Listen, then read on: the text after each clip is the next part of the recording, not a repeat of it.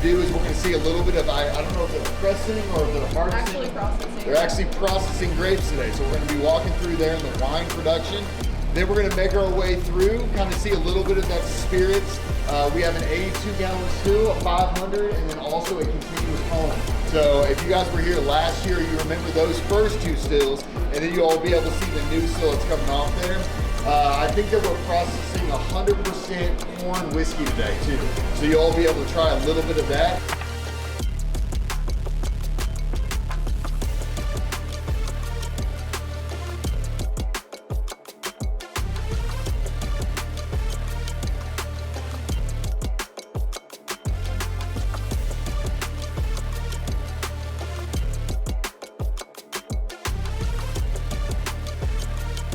But early 2000s, only running our brandy product, because at that time, the fruit-based distillation company.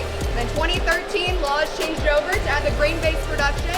So nowadays, our 82-gallon pot runs our brandies and gin and light whiskey, but also coincides with our other two stills running. We'll see those in our last room here today. The 500-gallon and then the continuous column up for dimension here earlier.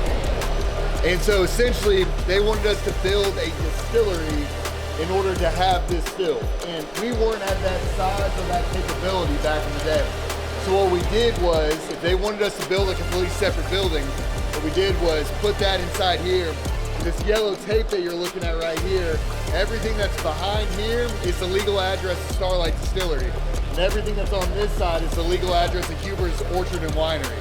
So back in the day, the postman would hate us because it was two different addresses, but literally yellow tape was what divided it for us. So now we're a big, flush, linear facility. So you'll see that winery quickly leads into the distillery as we progress through there. But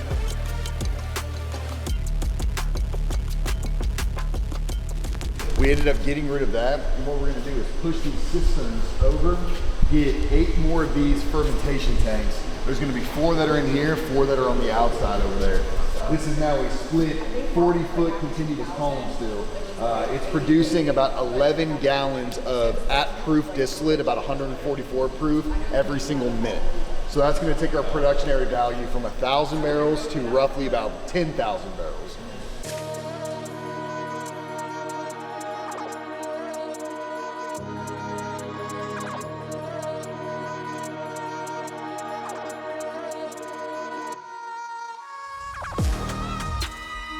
All right, guys, starting off with our straight rye. It's our 80-20 rye to malted barley mash bill here.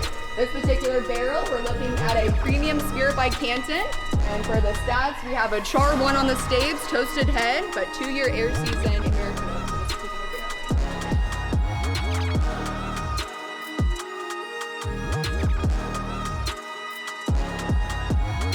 And the reason why Spirit of Canton is so important is because we were the first distillery in the United States to use Canton as a whiskey cooperage. So they are owned by the Terence So Group, which means that they ended up making Hungarian or French oak barrels for wineries.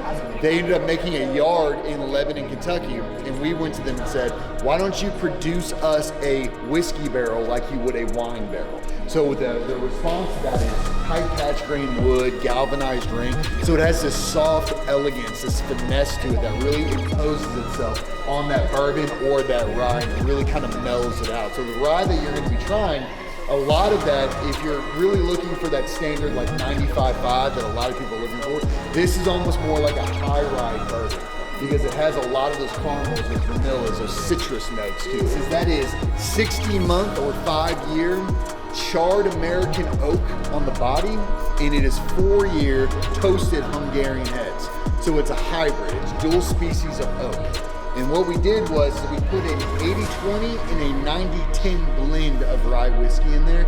And the reason why this is so important is because normally our double oaks go anywhere between about 3 to 9 months. Well, I lost this barrel. And so on the tag here, this actually went in October 28th of 2022, meaning that it's been in there for almost 2 full years. So you guys will get to be able to try what a double oaked rye whiskey tastes like when it's been in there for that duration of time. Yeah, the Hungarian oak, you can just feel it really grip your palate, has a nice creaminess. That's the thing with the American oak, you get that good pop of that rye, you get a good presence of oak and vanilla, but then that Hungarian has a little bit more wood tannins in there. It grips the gums, gets on the cheeks a little bit, has a little bit more spice pronunciation, but it's not rye spice, it's barrel spice. So it kind of allows it to kind of have a different, unique profile to it.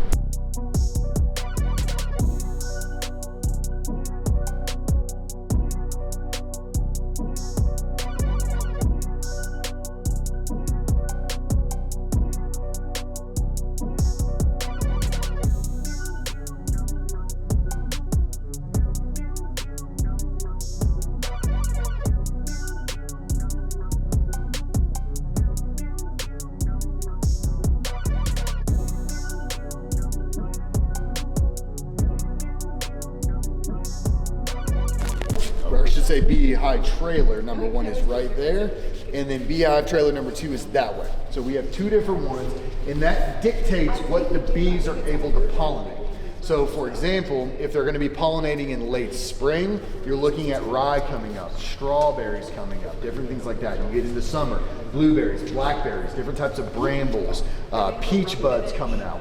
Then you start pushing into fall. That's going to be vegetation. It's going to be apples. It's going to be pumpkins, clover, honeysuckles, things like that. So that dictates what honey that we get. And now what we learned was that with unpasteurized honey, it is a living organism. And what that means is you cannot fill a barrel 100% of the way with unpasteurized honey. Because even though it is an empty barrel with no liquid in it, what you're finding is that there's still moisture embedded in the staves. So what happens is unpasteurized honey looks to saturize itself. It's a moisture-seeking organism. So what happens is you fill that up all the way with that unpasteurized honey, and that honey removes the moisture out of the staves and replaces the honey in the actual stave. What that does is that dries it out completely, solidifies, and it pulls the boards apart, and then you end up with a puddle of honey on the floor. We actually walked by in the distillery where I found that one out personally. So what you have to do is you fill it up about a third to about a fourth of the way, and you rotate it, and you continuously rotate it. That's still going to remove the moisture out of the staves, but it's not going to solidify, dry, and pull apart.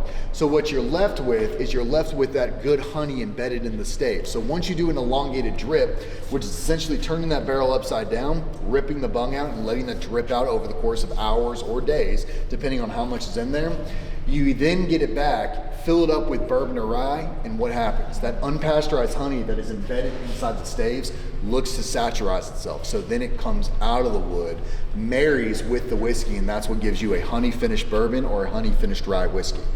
Now, the reason why that's important to note is I'm gonna pull 2 different barrels here.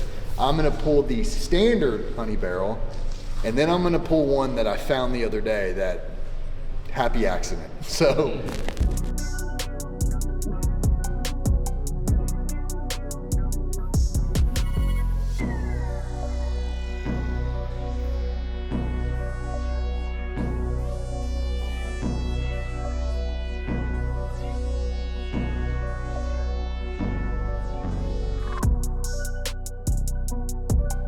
Woodford double oak barrel to start.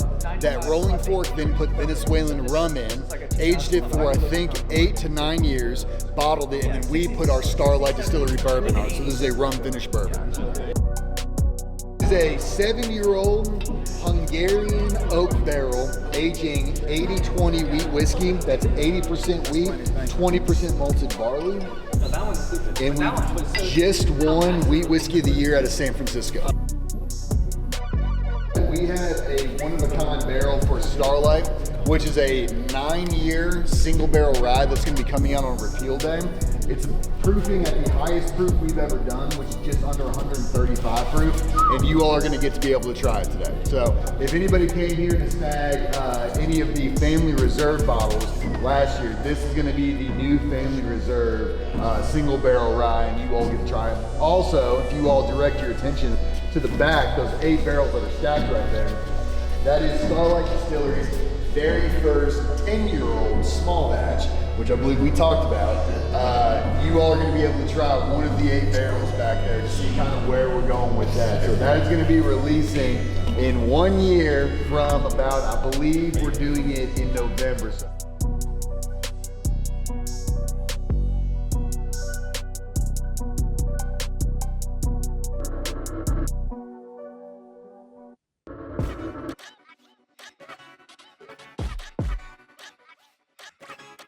this is a 7-year-old 3-grain bourbon whiskey at 117 proof.